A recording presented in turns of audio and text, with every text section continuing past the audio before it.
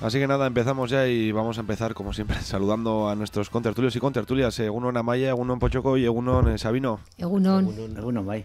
Ze moduz, gaude. Bueno, son beharko. ¿Cómo lleváis estos momentos tan políticamente tan intensos, no? Bueno, pues para mí difícil como integrar todos estos elementos encima con la preparación de la huelga feminista, ¿no? Y además que no le quite protagonismo a lo que en estos momentos también hay que cocer.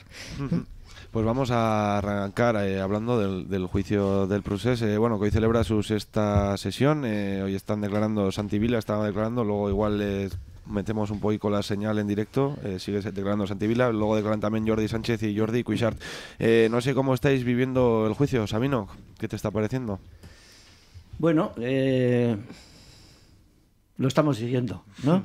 Con una intensidad así grande, ¿no? Pues porque, bueno, yo creo que lo importante en este juicio no es tanto el detalle, que los detalles también siempre tienen su importancia, sino lo que es el trazo gordo, ¿no? O sea, el trazo gordo yo creo que ayer, por ejemplo, pues no lo marcó el propio juicio, sino lo que lo marcó el rey, ¿no? Sí. En el discurso que se soltó diciendo esto de que no hay democracia por encima de la ley, ¿no? Cuando la democracia... No sé, yo creo que los fundamentos de esta no son la ley, sino que son la libertad y la participación, ¿no? Y después vienen las leyes, ¿no? Y en relación con esto, pues el debate es precisamente este, en Cataluña. ¿Qué es lo que está por encima de qué? Si la ley que se aprobó en España, ¿no? O la libertad y la participación con la que el pueblo catalán, de una forma grosso modo, al margen de los análisis concretos que puedas hacer, esa participación masiva, preocupándose por su futuro, discutiendo con diferencias, con dificultades y tal y cual, ¿no? Y frente a eso, pues nada, una detrás de otra, el Tribunal Constitucional, a las órdenes del gobierno, zancadilleándolo todo, prohibiendo todo, metiendo en la cárcel de la Audiencia Nacional a los responsables de esto. Y bueno, pues esto es un poco lo que está ocurriendo en el juicio, digo, al margen de qué ha dicho uno, qué ha dicho el otro, si lo que están diciendo los medios, ¿no? Las distintas estrategias que está siguiendo cada uno, mira lo que ha dicho este, mira lo que ha dicho el otro. Yo creo que eso es de segundo orden. Pues Choco, no sé si has estado siguiendo. No sigo mucho, no, la verdad es que a todas horas, y venga, dale que te pego, y un día, y dicen que 3 meses, que tal, que si patatín, que si patatán. Es decir, que yo creo que el asunto está claro. Es decir, este es un tema político y se lo han llevado al terreno que les interesa, que es a la judicial. Entonces, a partir de ahí, pues bueno, podemos estar horas, días, años dándole vueltas a la tortilla, la pescadilla que se muerde la cola, porque se va a morder continuamente. Es decir, que el tema este de la Constitución, y la Constitución es la ley máxima, y entonces a partir de ahí no hay posibilidad de salirse, cambiarla 3/5. Entonces es un tema recurrente. Y con lo que comentaba Sabino de lo del rey, claro, pues fíjate, pues supongo que el rey, al ser hijo de quien es y su padre nombrado por quien fue, pues se olvida que con Franco también había leyes, la ley fundamental de no sé qué, la ley orgánica de no sé cuántos. Entonces, bueno, yo creo que el tema, en la cuestión de Cataluña, está el derecho a decidir. Entonces, y ahí ya no es el 48, el 49, el 51. Dicen que un 80% de catalanes, arriba abajo, están porque quieren decidir ellos. Y mientras eso no se consiga, todo lo demás no servirá para solucionar el problema. Sí, bueno, y también coincido con lo que se ha dicho, ¿no? Y bueno, me parece preocupante la falta de neutralidad del rey en estos momentos, ¿no? Porque poner el marco legal se supone que es la voluntad popular la que puede cambiar también este marco, que no es inamovible, ¿no? Entonces es negar también la posibilidad de los cambios o la legitimidad en sí del marco legal. Y si vemos la legitimidad de la restauración monárquica, está hecha con leyes fascistas. Entonces estas leyes, la ley la hicieron durante el franquismo, con lo cual, ¿qué legitimidad democrática tiene la propia figura del rey, ¿no? Por ejemplo, si ponemos a cuestionarlo, con lo cual yo creo que habría que el someter la voluntad popular a un marco legal establecido en un momento determinado, me parece no solamente un error, sino que es una burla a la ciudadanía. Y yo, bueno, estoy siguiendo relativamente, es decir, sigo un poco a salto mata, ¿no? Lo que puedo, la prensa, tal, y un poco sí estoy siguiendo la prensa internacional, porque esto, al fin y al cabo, con la sentencia, parece que tal como está un tribunal que está demostrando la falta de independencia total del poder político y del poder judicial, con lo cual la sentencia está cantada. Lo mismo que no será sedición, pero ahí no está el tema, ¿no? Sino yo creo que esto va a desembocar no sé cuándo, pero en una sonora bofetada al sistema democrático y judicial del Estado español a nivel internacional, porque incluso los periódicos digamos menos progresistas a nivel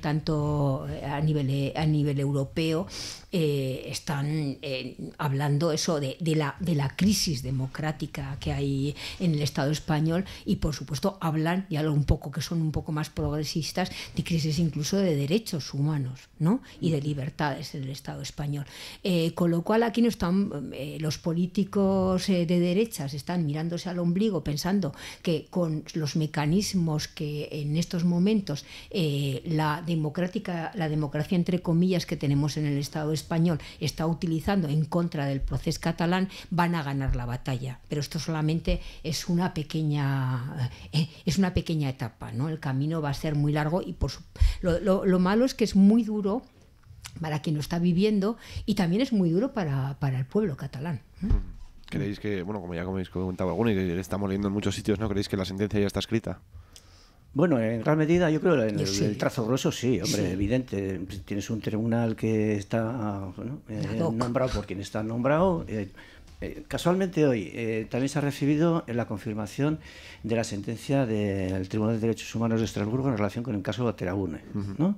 Diciendo, bueno, dejando sin efecto ese juicio porque no se han respetado los derechos a tener un juez imparcial por parte de los que allí fueron juzgados, ¿no? Todas estas personas han pegado 6 años y medio en la cárcel, ¿no? Y sin embargo, bueno, pues hoy resulta que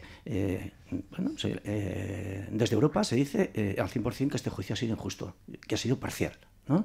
Si el de Bateragune fue parcial, yo creo que multiplicado por varios factores, ¿no? Amaya decía, yo creo que mirando también eso, el espacio internacional, ¿no? El rey, el mocetón que tenemos por rey, dice ayer que bueno, pues que no hay libertad sin leyes, ¿no? Bocheco decía lo de que con Franco y con las mayores dictaduras en todos los sitios existían leyes. O sea, los fundamentos de la democracia tienen que estar en otros sitios, ¿no? Pero bueno, volviendo a lo de antes, las leyes que existen y que están en vigor aquí en el Estado español no solo son las que se aprueban en Madrid. Hay leyes por abajo que aprueban los parlamentos autonómicos y hay leyes por arriba que se aprueban a nivel europeo. Y a nivel europeo se ha dicho que el encausamiento, a través de los casos analizados de Puigdemont, etcétera, que el encausamiento de estas personas no tenía fundamento jurídico, ¿no? Y por debajo existe un Parlamento catalán que ha dado legalidad a lo que se ha hecho. Es decir, aquí lo único que cuenta es lo que se hace desde instancias amañadas, desde un punto de vista democrático y desde un punto de vista judicial. Es la única ley que le interesa al rey y es la única ley que les interesa a toda esta gente. Y a puntear una cosa más. Es ese mismo marco en el que se hacen esas leyes, el marco estatal, centralista, de allí, de Madrid, es el que anuló en 2 ocasiones, tanto al Parlamento Vasco como al Parlamento Catalán, la posibilidad de hacer leyes que permitan hacer consultas. Es decir, si tú tienes un régimen constitucional instalado por medio del cual tú no puedes consultar a tu ciudadanía qué es lo que opinas en relación no solo con este tema, sino con cualquier otro tema. Si el ayuntamiento más pequeño del Estado tiene que pedir permiso al gobierno para hacer un referéndum en su pueblo, ¿no? Los fundamentos de esta ley están viciados, ¿no? Porque la participación y la libertad de la ciudadanía está poniéndose en cuestión, ¿no? Entonces yo creo que esto son los trasfondos de lo que está sucediendo en definitiva en Cataluña. Digo en Cataluña, en Madrid, en el juicio, ¿no? Sí, tengo poco que aportar y creo que aquí poco debate y poca discrepancia podemos tener entre los tres que estamos en la mesa. Es decir, que yo creo que el tema está claro y que mientras esto no cambie, y no es fácil que cambie y no sé cuántos años va a tardar, pues las cosas son como son. Has hablado del 80%, ¿no?, de la población catalana que quiere decidir y que tienen que hacer los catalanes para que puedan decidir. Pues no lo sé, volver a seguir por la misma senda. Es decir, que yo creo que lo que hizo el gobierno catalán después de... Y mira quién está el gobierno catalán, es decir, que el PDeCAT pues nunca había sido independentista ni nunca había estado por este tipo de cuestiones, es decir, es como el PNV en el País Vasco. ¿Por qué lo deciden? Bueno, pues supongo que lo deciden, por un lado, pues por los marrones que tienen por ahí y por una serie de cuestiones de problemas económicos, por llamarlo de alguna manera, que les fuerzan también a cambiar de nombre, a pasar de CIU a otra serie de cuestiones, y por otro lado, pues porque están hartos de intentar, de pedir, pues ya lo conocemos todos, desde el Estatuto de Autonomía, que se quería ampliar, mejorar una serie de cuestiones de transferencias, el tema fiscal, tal. No, esto no, lo otro no. Bueno, pues a veces en la vida normal y cotidiana es habitual, es decir, que cuando estás en una situación en la que todo es no, pues das un puñetazo en la mesa, te levantas y dices, oye, hasta aquí, yo no puedo seguir de la misma manera. En política y en política institucional parece que esto es más complicado, que es más difícil, que hay que guardar más las formas, pero bueno, en un momento determinado optaron por eso y ahora la solución es complicada, es decir que... Pero yo no creo que queda otra no les queda otra de seguir y ahora dicen que es el 48%, no sé si luego será el 53%, luego el 60% o no, pero aun y todo, con la Constitución actual y con el sistema actual de funcionamiento a nivel del Estado español, sería lo mismo. Entonces, aunque llegasen a un 80% de independentistas en el gobierno catalán, ¿cambiaría con la situación actual? Pues no lo sé. Sigo teniendo mis dudas, pero yo creo que no queda otra por parte de los catalanes, pero lo tienen que decidir y ver ellos, es continuar. Las luchas son largas, muchas veces por mucho que luches no consigues la victoria, pero evidentemente, es decir, sin luchar está asegurado que no consigues nada. Sí, bueno, yo creo que lo que se está viendo también, lo interesante, por ejemplo, de la dinámica propia del juicio, es la propia defensa, que yo creo que los del PDeCAT la están articulando muy bien, ¿no? Desde un planteamiento, no sé, no se puede hablar un poco, todavía todo el mundo no ha testificado y tal, pero por ejemplo oír a Turull o a Rull estos días muy claramente el decirte, bueno, vale, sí, no hemos hecho caso del Constitucional, cuando decía, ¿y cuántas veces no ha hecho el propio gobierno del Estado? Tampoco ha hecho caso a normativas del Constitucional o a mandatos del Constitucional, ¿no? Y te encuentras ante una tesitura de hacer caso a la voluntad popular, como decía antes Sabino, o en estos momentos lo que se planteó era una suspensión del referéndum. Decirte, vale, pues no tendrá una validez jurídica, ya lo entendemos, pero vamos a seguir adelante con una consulta popular, porque también tenemos la autoridad que nos da la ciudadanía para llevar a cabo su voluntad, que es la que haya una consulta. Luego, el valor que se le dé a esa consulta, ya lo veremos, ¿no? Y bueno, el tema de la DIU, la consideración que tengas jurídica, política y tal, eso es interpretable, ¿no? Entonces, la defensa se está articulando, una cosa es una declaración de independencia, es decir, es ratificar lo que la voluntad popular en esta consulta ha decidido, y nosotros como políticos representantes de esta ciudadanía es lo que ponemos de manifiesto, y otra cosa es la validez jurídica que esa declaración pueda tener, ¿no? Entonces, yo creo que distinguir estos dos ámbitos, porque luego la validez de eso, si no hay un reconocimiento internacional de esa república, si realmente eso no se puede articular desde el marco que está, era lo que todo el mundo creíamos, que era un instrumento también político para seguir negociando, para seguir impulsando el diálogo, para decir, tengo detrás millones de personas o decenas de miles de personas que lo que quieren es una salida pactada y dialogada. no unilateralmente. Entonces, yo creo que eso es evidente, y desde Europa, lo que decía, desde el marco internacional, yo creo, cuando decía Sabino, que el marco jurídico internacional yo ha dicho que no ha lugar a este juicio, no hay un fundamento jurídico que lleve a estas personas a que lleven ya más de un año de prisión preventiva y que puedan pasar años de cárcel, es que realmente suena casi ridículo hablar de Estado de Derecho y tomar este tipo de medidas, ¿no? Entonces yo creo que, por un lado, me parece que en el desarrollo, lo que estoy siguiendo del desarrollo del juicio, me parece que están articulando bien. Menos me ha gustado otras cuando se lanzan de que soy buena persona y desde el ámbito emocional dices, bueno, que no estamos hablando de eso, ¿no? Uh-huh. Es decirte, pero quienes lo están articulando desde el ámbito político me parece que va además en la línea que desde otros foros están reconociendo como autoridad, como digamos que autoridad al pueblo catalán, ¿no? A la ciudadanía catalana. Uh-huh.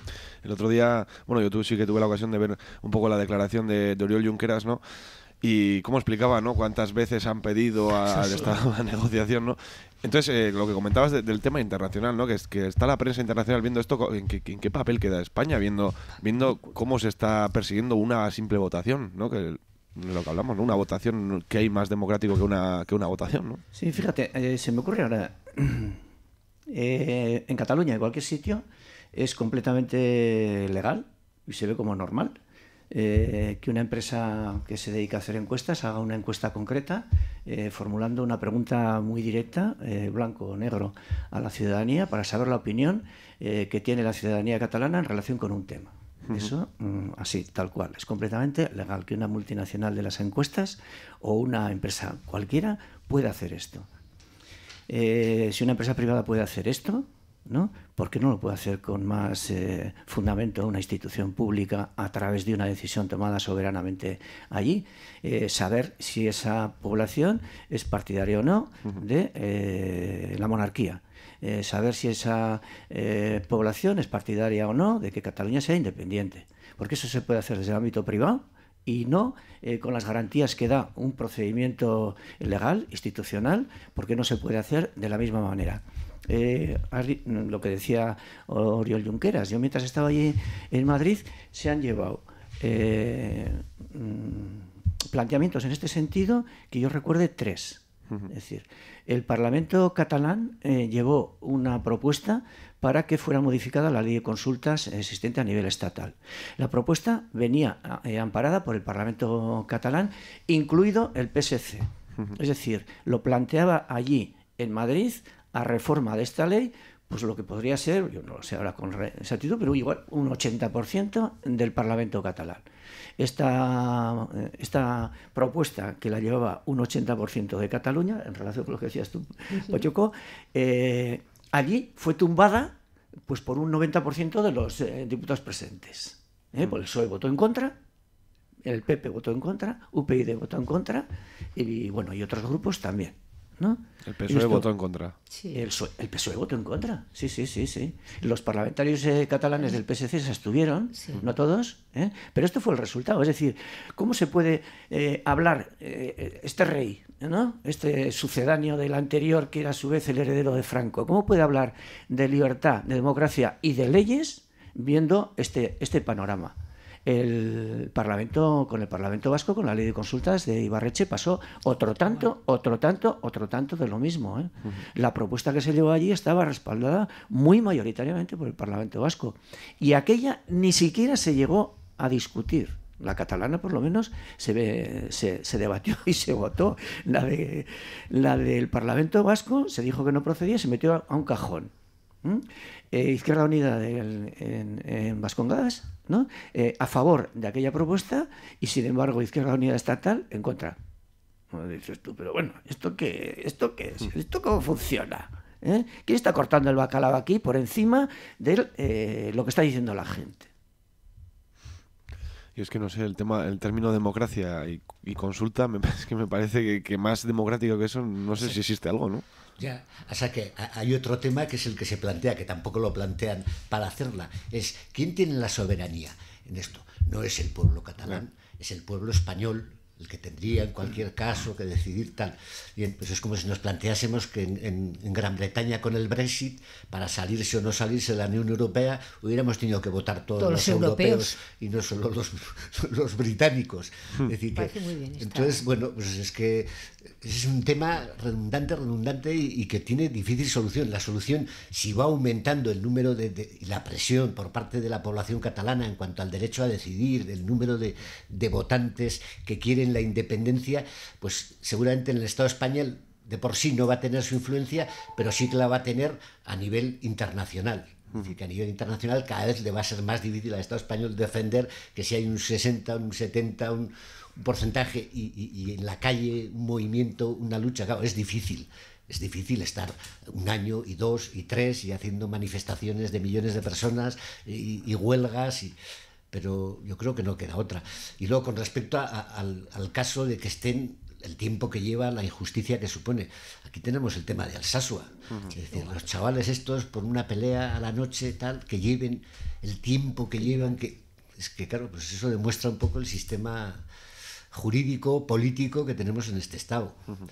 Y con respecto un poco a lo del juicio más concreto, bueno, yo creo que RC y PDeCAT han tomado 2 líneas, no sé si consensuadas o no, de defensa. Uno más, pues llevando el tema de que yo soy un preso político, y entonces un tipo de defensa que no entra tanto en lo jurídico. Los del PDeCAT sí que están intentando tal, pero al final la consecuencia va a ser la misma para unos y para otros. La sentencia, quitando en el caso del Vila, que se desmarcó y que puede tener otra serie de consecuencias, para los demás va a ser prácticamente igual. No creo que al que haga la defensa política le vayan a caer más años, o que al que hace la defensa más jurídica más tal. Es decir que, y eso ya está más o menos decidido, y por más que estén 2-3 meses mareando la perdiz y metiendo horas y horas y horas y horas en los medios. Pues antes de cambiar de tema, metemos un poquito la señal en directo que acaba de empezar a declarar Jordi Sánchez. ¿Os parece? Escuchamos un par de minuticos y seguimos con el siguiente tema, ¿vale? Sin embargo, conocerá, supongo, la hoja de ruta aprobada por la Asamblea Nacional Catalana en el 2015. Sí, no era una hoja de ruta ya aprobada bajo mi presidencia, pero la conozco. ¿Recuerda el contenido aproximado de esa hoja de ruta? Bueno, la hoja de ruta es no solo en el ámbito de la Asamblea Nacional, sino como concepto. Es un documento que todo el mundo utiliza, hojas de ruta. Hace pocas semanas escuchábamos al Gobierno Sánchez y al Partido Socialista hablar de su hoja de ruta, ¿no? Es decir, es un concepto que se ha normalizado, y todas las hojas de ruta lo que son elementos declarativos de intenciones, con el valor que tienen las intenciones políticas. Unas guías de actuación para el futuro. Sí, sugerencias, caminos, escenarios, porque hojas de ruta en la propia Asamblea han habido distintas. Bien, y se describen escenarios abiertos que lógicamente son cambiantes y tienen el valor que tienen. Yo me refiero concretamente a la que se aprobó en abril de 2015. ¿Recuerda usted si en esa hoja de ruta se habla de 2 escenarios que ustedes contemplan, un escenario C y un escenario D? Dicho así, no, si me los concreta, quizá la memoria me iría mejor. Un escenario C en el que se trata de celebrar unas elecciones anticipadas con carácter de plebiscitarias y constituyentes, y un escenario D en el que se dice que después de esas elecciones previstas la Generalitat de Cataluña puede ser intervenida políticamente y jurídicamente por el Estado español y algún partido soberanista ilegalizado. Bueno, yo creo que el escenario primero que describe era de una evidencia clara, el mes de abril o de marzo del 2015, que es cuando esa hoja de ruta se aprobó. Se preveían unas elecciones con una voluntad plebiscitaria, es lo que sucedió, con lo cual creo que era un análisis de acción cívica y política razonable, y el otro escenario era una hipótesis, como otras creo que podían existir, en caso de una actuación impropia del Estado que no ocurrió. ¿Se recalca o se reseña? Bueno, eso es Jordi Sánchez en directo desde el Tribunal Supremo. ¿Qué se está juzgando ahí? ¿No? Es que por un lado, más que hechos son intenciones, porque es que prácticamente cuando estos días también le planteas, ¿estabais de acuerdo con que, o cuando le preguntaban si era a Turull, si era miembro de Òmnium, y una respuesta magnífica, es que, a ver, va a ser ahora delito ser miembro de una asociación cultural, ¿no? O también es que están también no solamente juzgando la intervención política de los políticos, ¿no? O de las decisiones políticas que tomaron, si estas eran legítimas o no eran legítimas, sino en el caso de los Jordis, ¿no? También los representantes de un movimiento cultural y ciudadano como inductores de la ilegalidad, ¿no? Es decir, evidentemente, los movimientos culturales, la defensa de la lengua y de la cultura catalana es político, pero bueno, achacar una responsabilidad a estos líderes de la alteración del orden o de una alteración jurídica, me parece que fue lo de los Jordis y ahora la responsabilidad política ya está traído por los pelos y ya estamos viendo que es absurda. Desde luego lo de Jordi Sánchez y Jordi Cuixart ya es que roza desde luego lo absurdo, ¿no? Hay un documental muy bueno que sacaron desde Cataluña, no sé si habéis tenido ocasión de verlo, lo recomiendo aquí a todo el mundo que esté escuchando, que explica un poco cómo crean el relato ese para encarcelar a los dos Jordis, ¿no? Y cómo es tan palmario que les quieren acusar de violencia cuando están intentando todo lo contrario. Calmar, día, es que además los vídeos que hay, lo que están intentando es, digamos, ordenar las protestas populares, encauzar de una manera ordenada todos los movimientos de la ciudadanía, y que por eso, o sea, realmente por querer liderar de una manera ordenada, porque ha sido además yo creo ejemplar el comportamiento de la ciudadanía catalana en todo este tema, en las manis, en el referéndum y demás, ¿no? Y que estos que están liderando de una manera magnífica acaben en la cárcel, ¿no? O sea, es que es absurdo. Supongo que si se les podría acusar de algo, si es caso es de subirse a un coche que no es de tu propiedad, claro. Y si es caso de chafar algo el techo o tal, no sé, pues algún daño, alguna multa, alguna cosa por subirse a un coche, pero es que todo lo demás, y casualmente, es decir, son los que más tiempo llevan, porque creo que fueron los primeros que les metieron encima. Documental, entonces, 20S se llama este documental. Y es muy aclaratorio porque lo que comentas de subirse al coche, lo que sale es que de par de mañana, antes de que ellos hubieran subido, sale un montón de periodistas subidos encima del mismo coche. Una multa también por los periodistas porque el techo del coche se quedaría un poco chafado. Una última cosita igual señalaría también que este juicio en alguna medida es la antesala también de lo que puede venir para cientos de personas, alcaldes, por ejemplo, ¿no? Y otras personas también de la sociedad civil, ¿no? Que han sido encausadas ya por delitos similares a los que se están juzgando y que puede producir ya no solo el encarcelamiento de 6, 8, 10, 12 personas, sino meter en la cárcel a varios cientos de personas. Esto es una posibilidad real y según cómo termine en la calle y en los estrados, ¿no? Este juicio, bueno, pues lo que viene por detrás, lo que ya está en marcha y viene por detrás, pues puede tener una importancia, una consistencia muy fuerte desde un punto de vista antidemocrático, de golpear a todas las instituciones catalanas fuertemente. No solo agrediendo a representantes electos, sino amenazando a los que se quedan en la calle. Ojo, esto es lo que hay. Entonces, este aspecto también interesa recalcarlo. No es un juicio a 12 personas ni a Cataluña en abstracto, sino es un juicio en el que, no sé, el embudo, la parte ancha, por ahí se está metiendo mucha carnaza. Todo esto a escasos 2 meses y 10 días, si no me equivoco, de las elecciones generales que convocaba el pasado viernes Pedro Sánchez después de que no se llegaran ni siquiera a tramitar los presupuestos generales del Estado. Parecía ya un secreto a voces que se iban a convocar elecciones. No sé cómo os habéis quedado, con qué sensación os habéis quedado en estos 2 meses que encima son pues un mes antes justo que las elecciones municipales. ¿Qué influencias puede llegar a tener estas elecciones? No sé, ¿qué opináis? Pochoco, por ejemplo, tú.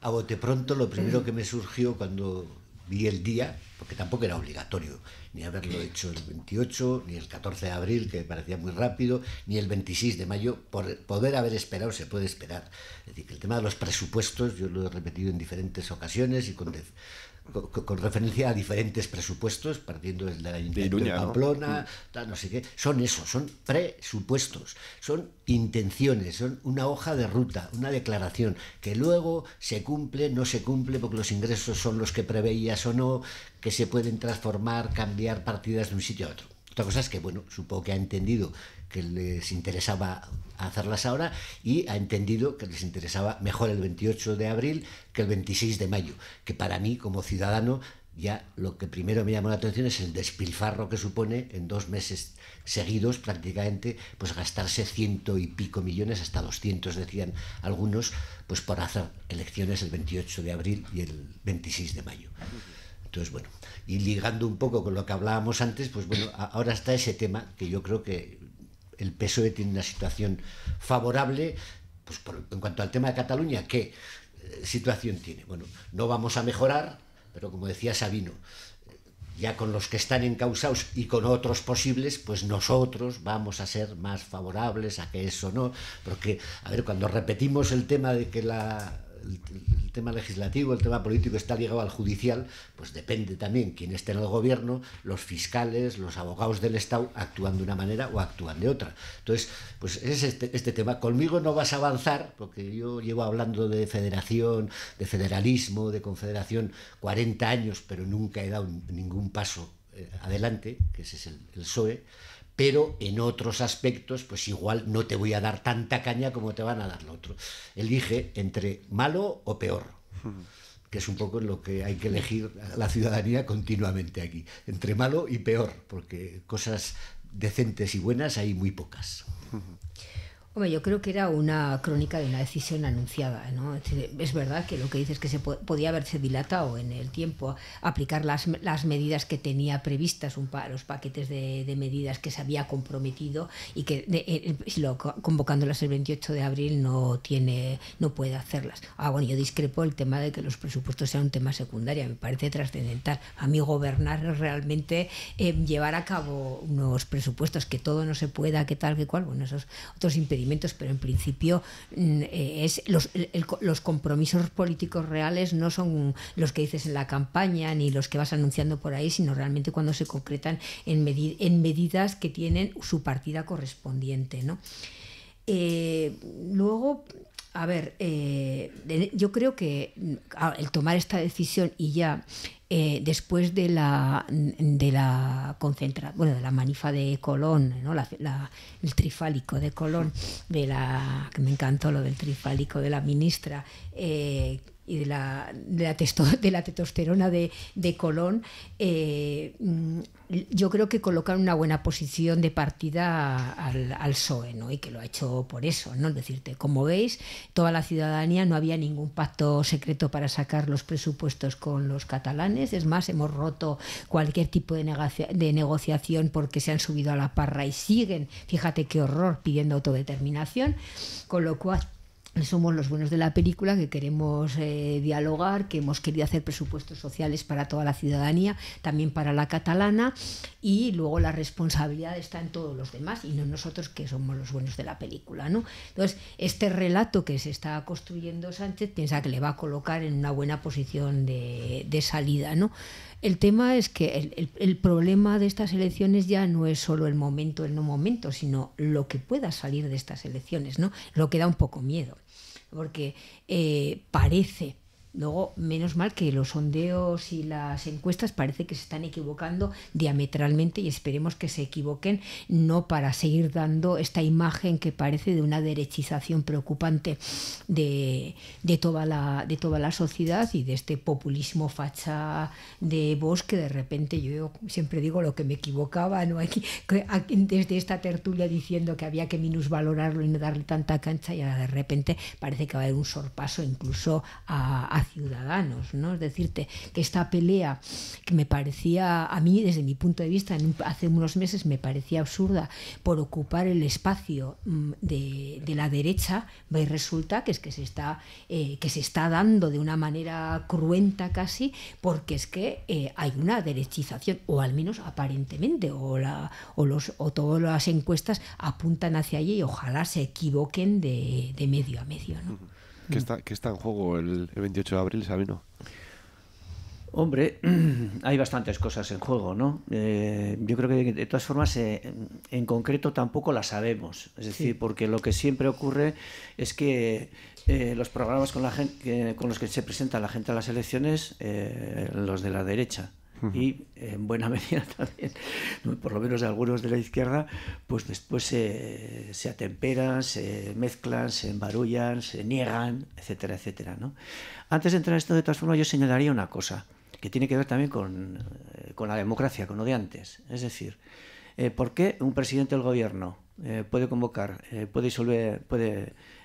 unas elecciones y en consecuencia se disuelve el Parlamento cuando a él le da la gana? Y en un ayuntamiento esto no se puede hacer. En un ayuntamiento, por ley, las elecciones municipales se van a realizar siempre en la misma fecha, y siempre en el mismo mes, y siempre en la misma quincena. ¿Y por qué? La inmensa mayor parte de las comunidades autónomas tampoco pueden fijar sus propios calendarios electorales. Y sin embargo, una persona que es el presidente del gobierno puede decidir cuándo se disuelve un parlamento elegido por millones y millones de personas. Digo, esto un puntito así, porque ya muchas veces te acostumbras a que esto exista y te parece normal. Es decir, no las tendría que convocar el propio Congreso, ¿no? Y si no, dejará que acabe la legislatura normal, claro, y hay un plazo en el que se va a agotar todo esto. Y mientras tanto, que se arregle ese Congreso, con sus proyectos de leyes y con todas sus gaitas. Y que no estemos dependiendo de los intereses electorales, ¿no? Anunciados o manipulados a través de medios de comunicación y encuestas, etcétera, etcétera, que no estemos dependiendo de que al gobierno o al presidente de turno le interese. Digo, esa de entrada, ¿no? Segunda, Pacheco lo señalaba, tranquilamente podía haberse seguido la legislatura y tomándose algunas medidas. Yo no comparto con él la opinión que tiene en relación con los presupuestos, que bueno, en definitiva que no vale mucho, ¿no? Son importantes. Pero podía haber seguido tomando medidas como la de los 900 euros, distintas, y ir acabando la legislatura, ir intentando cumplir, aunque sea la mitad de lo que en su día dijo en relación con la reforma laboral, en relación con la reforma de las pensiones, en relación con la ley Mordaza, en relación con la LONCE, etcétera, etcétera, etcétera. Porque en bastante magro de todo esto que acabo de mencionar, existía mayoría en el Congreso para tomar medidas, bueno, que igual no eran el 100% de lo que a nosotros nos puede gustar, pero era importante. Es decir, había ahí un margen para ir funcionando, ¿no? No ha sido el tema de los presupuestos el que, desde mi punto de vista, el que ha motivado la convocatoria de elecciones, sino ante ese hecho, ¿no?, unos intereses electorales específicos suyos del Partido Socialista. Cálculos electorales. Cálculos electorales, sí. ¿Estás de acuerdo, Pacheco? Sí, sí, estoy totalmente de acuerdo en esto de los cálculos electorales. En cuanto a lo de los presupuestos, yo no digo que no sean importantes. Lo que digo es que no es lo más importante, que siempre se resalta y parece que eso es la ley fundamental del año. No, mentira. La ley que permitió a las mujeres votar fue mucho más importante que cualquier presupuesto. Y no costaba dinero y no tenía que entrar en ningún presupuesto. Y hay otro montón de leyes. El que ahora se plantease una ley en que las comunidades autónomas, en Cataluña, en el País Vasco, en otros sitios, pudieran tener derecho a decidir, no tiene por qué entrar en los presupuestos. Y sería una ley mucho más importante que la ley de presupuestos. Y como eso podríamos continuar con un montón de cuestiones, que muchas veces son además a coste cero. Parece que aquí el dinero es lo más importante. Hay un montón de medidas y un montón de leyes que dan derechos. La ley del matrimonio homosexual, por ejemplo, que ha sido súper importante para todo ese conjunto de personas que estaban fuera de la ley, pues es a coste cero y son leyes mucho más importantes que las de los presupuestos, lo cual no quiere decir que los presupuestos no sean importantes. Y dejando eso a un lado, creo que sí, ha sido totalmente electoral y con la tal parece que están demostrando Ciudadanos, PP, que cada vez quieren irse más a la derecha porque parece que Vox les va a quitar por la derecha, al PSOE yo creo que le viene estupendamente, porque le amplía el abanico de posibilidades de coger desde el centro, que parece que siempre, cuando era el bipartidismo, ganaba un poco el que cogía más del centro, es decir, porque cuando han estado PP y PSOE durante años gobernando, ese espacio era el que hacía que cambiase a veces mayorías del PP, a veces mayorías del PSOE. La mayoría estaba ahí, el que ocupase. Entonces le ha venido bien y el PSOE puede coger por ahí y puede coger por la izquierda con todo el tema de Podemos, con toda la movida que tiene, con lo cual supongo que dentro de sus cálculos, otra cosa es que luego se acierte o no. Pasa como con las encuestas, que las encuestas ya vemos que cada vez aciertan menos. Sí, las encuestas que están apuntando muchos a que el PSOE va a ganar. Una cosa que nos dice hace 4 años y no nos lo creemos, ¿no? Ya, va a ganar, pero va a ganar, es una victoria pírrica si luego no tiene posibilidades de una mayoría para gobernar. Ya lo hemos visto en Andalucía, ganar ha ganado, pero claro. No, incluso reproducirse el mismo escenario que existe hoy en día. Es decir, puede ganar el PSOE, ser la primera fuerza. Puede que la derecha, el tripartito ese, ¿no? El tricornio ese, ¿no? No tenga mayoría y encontrarte con las mismas dificultades que ahora tiene el Partido Socialista de cara a sacar adelante presupuestos, leyes, etcétera, etcétera. Sí. Es decir, que estés dependiendo de los votos catalanes, de los votos que vayan de aquí de Euskal Herria y de... Y además ese es el panorama más... Y ese es el más probable. Más probable, quizás, o mayorías de la derecha o pero este es lo que tenemos, ¿no? Este es lo que tenemos, ¿no? Hablando de... Bueno, sí, comenta. No, yo una cosica más sin ganas de trascender más el debate con Poyoko. No, sí que es cierto que los presupuestos no son la panacea de nada, ¿no? Pero es una ley importante y muy importante. ¿Por qué? Porque incluso aunque tú apruebes una ley del aborto o contra la violencia de género o una ley de memoria histórica importantes, si la partida presupuestaria es cero, como ha ocurrido en el Congreso Español, pues entonces esas leyes muy importantes, que son más importantes que las de los presupuestos, no sirven para nada. ¿Qué es lo que ha ocurrido en leyes importantes que venían del periodo anterior, al margen de la valoración que tengamos de ellas? Hay otras leyes que son a coste cero, evidentemente. La mayoría de las leyes necesitan dinero, porque si no, por muy rimbombantes que sean, como no tengan desarrollo y no tengan presupuesto... La inmensa mayoría de las leyes... Pero también es cierto que los dineros a lo largo de una legislatura con unos mismos presupuestos se cambian de un lado a otro. Tenemos el ejemplo aquí en Pamplona de que UPN estuvo 4 años gobernando, 4 años, ni dimitió, ni adelantó, entre otras cosas porque no se puede por el tema pero gobernaba con los mismos presupuestos prorrogados. Eso quiere decir que no hizo lo que quiso, que no gastó el dinero en los intereses que tenía. Pues no, hizo durante 4 años lo que quiso sin tener aprobados presupuestos. Bueno, lo que hizo con unos presupuestos recortados, hacer una política antisocial. Lo mismo hubiera hecho con unos presupuestos aprobados en otro sentido. El problema es que no tenía una mayoría para poder aprobar unos presupuestos, con lo cual se sintió muy cómodo con unos presupuestos que eran los más antisociales y más recortados de que hemos tenido en las últimas décadas para poder tener una política en contra de la ciudadanía. Yo desde luego, como no discrepamos nunca, vamos a discrepar un poco, porque es que siempre estamos, qué bien, y estoy de acuerdo contigo y con esto no. Yo digo, a ver, tú has hablado de 2 cosas que me parecen fundamentales. Una cosa es un marco jurídico que avale los derechos sociales, los derechos civiles, y estás hablando pues del matrimonio homosexual o de la ley LGTB, o fíjate, el pacto contra la violencia, que lo suscriben todo el arco parlamentario. ¿Y cuál es el problema? Desde el movimiento feminista lo que se dice, déjate de pactos y dame medidas concretas. Y si esto, aunque hubiera incluso partidas, no se actualizan y realmente no tienen cada presupuesto una concreción de esas partidas, no se ejecutan. Con lo cual, para mí parece que es fundamental el tema.